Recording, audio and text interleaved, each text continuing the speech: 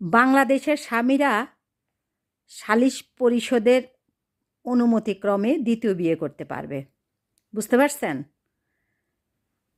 অথচ এটা নিয়ে যদি পোস্ট দিয়ে এটা নিয়ে কথা বলি যে পশ্চিমা দেশে স্বামীদের একটা স্ত্রী রেখে আরেকটা বিয়ে করার হচ্ছে ফৌজদারি অপরাধ, এবং ঘরে স্ত্রী রেখে তারা পরকীয়া করা ওয়ান কাইন্ড অফ ফৌজদারি অপরাধ।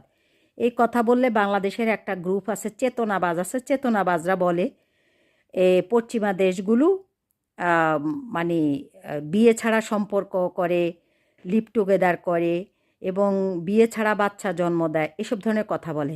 ভাই, পশ্চিমা দেশে আপনারা যারা আসছেন তারা কেউই কথা বলেন না, যারা আসেন নাই তারা এই ধরনের কথাবার্তা বলে।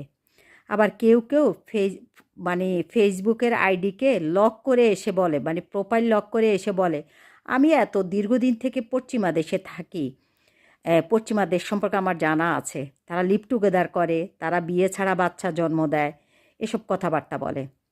আচ্ছা ভাই, পশ্চিমা দেশের মানুষগুলো ধরেন অনেক খারাপ, অনেক পাপ কর্মে লিপ্ত। পাপ কি পুণ্য কি আপনারা মুসলমানরা যারা মুসলিম কান্ট্রিতে মুসলিম মানুষ, আমিও মুসলমান, তো অনেক ভালো করে জানেন। আপনারা যে ধোঁকাবাজি করেন, আপনারা ঘরে স্ত্রী রেখে পরকিয়া করেন, আপনাদের স্ত্রীরা ঘরে একটা কাজের লোক রাখতে পারে না আপনাদের মানে চরিত্র খারাপের কারণে। আপনাদের স্ত্রীরা ঘরে একটা তাদের ছোট বোনকে রাখতে পারে না আপনাদের চরিত্র খারাপের কারণে। আপনাদের স্ত্রীরা নিশ্চিন্তে ঘরে থাকতে পারে না আপনাদের চরিত্র খারাপের কারণে। আপনাদের স্ত্রীরা আপনাদেরকে অফিসে নিশ্চিন্ত মনে যেতে দিতে পারে না আপনাদের চরিত্র খারাপের কারণে। আপনাদের স্ত্রীরা মানসিক শান্তি পান আপনাদের চরিত্র খারাপের কারণে।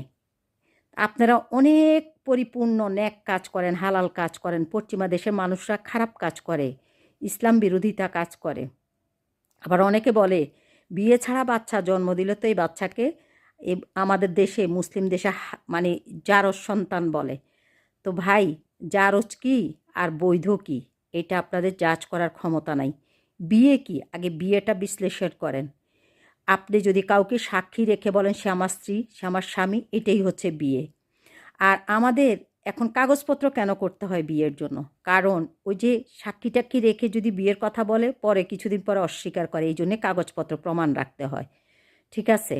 এখন যারা এই যে থাকে এ কাগজপত্র ছাড়া, পশ্চিমা দেশ কেন কাগজপত্র ছাড়া তারা ঘর সংসার করে বা বাচ্চা টাচ্চা জন্ম দেয়? এখানে প্রপার্টিগত ব্যাপার আছে।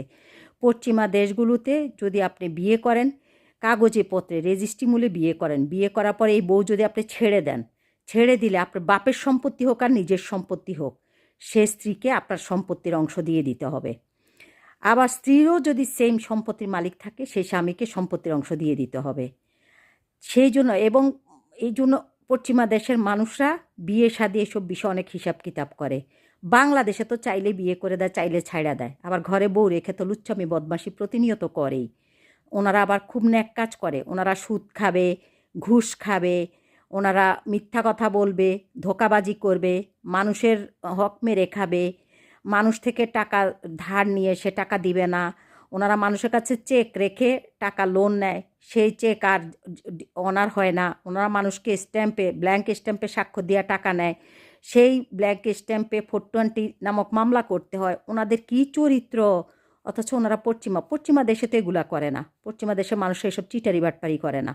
ওরা যদি লিভ টুগেদার করে, ওরা যদি বাচ্চা জন্ম দেয়, ওদের বাচ্চার দায়িত্ব কে নেয় আপনারা জানেন? ওদের বাচ্চার দায়িত্ব এই দেশের সরকার নেয়। আর বাংলাদেশে যে আদালত যে স্বামীদেরকে ওই সালিশ কাউন্সিলের অনুমতিতে বিয়ে করার অনুমতি দিছে, দ্বিতীয় মানে বিয়ে করতে পারবে, বাংলাদেশের আদালত কি বাংলাদেশের বাচ্চাদের দায়িত্ব নিবে? বাংলাদেশের সরকার কি বাংলাদেশের বাচ্চাদের দায়িত্ব নেয়? যদি স্বামী স্ত্রীর মধ্যে ছাড়াছাড়ি হয়ে যায়, বাংলাদেশে 99.99% মারাই কিন্তু বাচ্চাদের দায়িত্ব নিতে হয়। এবং ওই বাপ নামে কুলাঙ্গাররা বাচ্চাদের জীবনে খোঁজ খবরও নেয় না, ওদের ভরণ পোষণও দেয় না।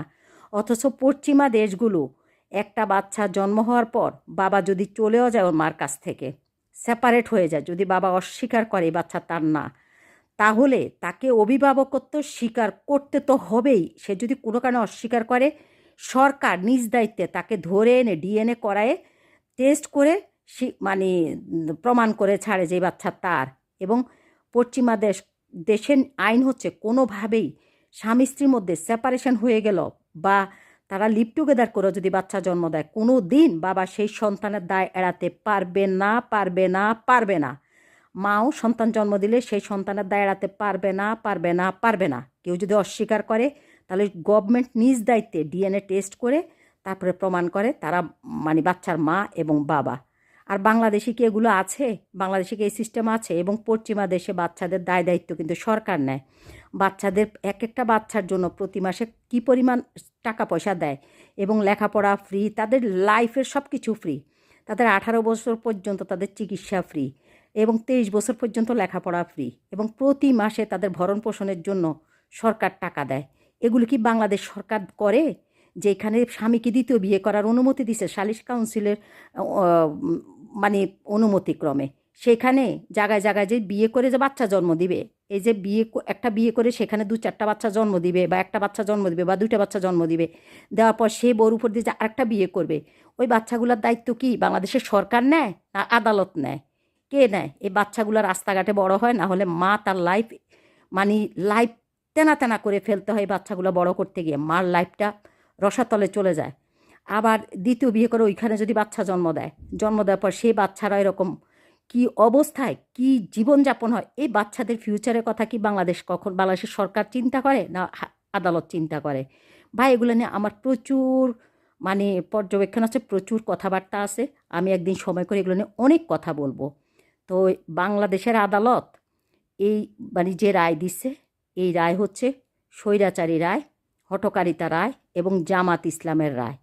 বাংলাদেশের ওই যে এক শ্রেণীর হুজুর বাহিনী আছে, তারা নিজের মনের খায়েশ মেটানোর জন্য, একের অধিক বিয়েকে কার্যকরী করার জন্য, নিজের মনের খায়েশগুলো মেটানোর জন্য তারা এসব ধরনের ইসলামের এসব মানে অপপ্রচার, ইসলামের দোহাই দিয়ে অপপ্রচার করে, মানে নানান ধরনের বয়ান দেয় তাদের নিজের স্বার্থ হাসিল করার জন্য।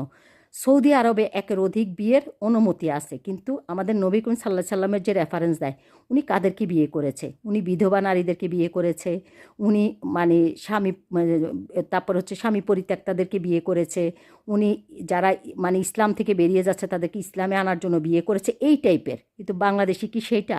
বাংলাদেশে হচ্ছে এক শ্রেণীর লোকেরা আছে নিজের মনের খায়েশ মেটানোর জন্য এগুলো নোংরামি করে, লুচ্চামি বদমাশি করে। এগুলো নিয়ে আমার অনেক অনেক অনেক কথা আছে। আমি আসলে সময়ের অভাবে ভিডিওগুলো করতে পারতেছি না। আমি সময় করে ভিডিওগুলো করব, করে করে এগুলো দেব, ফেসবুকে দেব এবং আমার ইউটিউবে দেব, আপনারা দেখবেন। আমার অনেক এগুলো নিয়ে অনেক ধরনের কথা আছে। পশ্চিমা দেশে আমি পৃথিবীর অনেক দেশে ঘুরছি, আমার অনেক অভিজ্ঞতা আছে। সুতরাং শুধু বাংলাদেশ নিয়ে অভিজ্ঞতা না, এবং আমার লাইফে আমি যে স্ট্রাগল করেছি, আমি সেই জন্য আমি অনেক কিছু জানি, অনেক কিছু বুঝি। আদালত একের অধিক বিয়ে করার অনুমতি দিয়ে দিচ্ছে সালিশ কাউন্সিলের অনুমতিক্রমে। বাচ্চাগুলো কি আদালত পালবে? এই যে বাচ্চা জন্ম দিবে, এগুলো আদালত পালবে? বাচ্চার জন্য মায়ের লাইফটা যে নষ্ট হয়ে যায়, যখন বাচ্চার বাবা যায় দ্বিতীয় বিয়ে করে, একটা নারীর জীবন তখন শেষ হয়ে যায়। এই বাচ্চা পালতে পালতে পালতে পালতে এগুলোর দায়ভার কি আদালত নেয়? এগুলোর দায়ভার সরকার নেয়? অথচ পশ্চিমা দেশে তো সমস্ত কিছুর দায়ভার সরকার নেয়, সব কিছুর দায়ভার রাষ্ট্র নেয়। সুতরাং যারা পশ্চিমা দেশের সাথে তুলনা করেন, পশ্চিমা দেশগুলো ধোঁকাবাজি করে না, কারো অধিকার হরণ করে না, মিথ্যা কথা বলে না, সুদ খায় না, ঘুষ খায় না, এসব কারবার করে না, স্ট্যাম্প তারপর হচ্ছে চেক, এগুলার কোনো আদান প্রদান নাই। কথা বুঝছেন? বাচ্চা হলে এগুলোর দায়িত্ব সরকার নেয়। 23 বছর পর্যন্ত বাচ্চাদের পড়াশোনা ফ্রি, 18 বছর পর্যন্ত বাচ্চাদের চিকিৎসা ফ্রি, এবং মানে সিঙ্গেল মাদের জন্য অনেক সুযোগ সুবিধা। বাংলাদেশে কি আপনারা শুধু বিয়ের অনুমতি দেন নিজেদের খায়েশ মেটার জন্য। যে আদালতে অনুমতি দিচ্ছে, আগে সে আদালতই নিজে একের অধিক বিয়ে করে নিজের ঘরে শান্তি আছে এটা প্রমাণ করতে হবে, তারপরে অন্যদের ক্ষেত্রে সেটা কার্যকরী করা যাবে।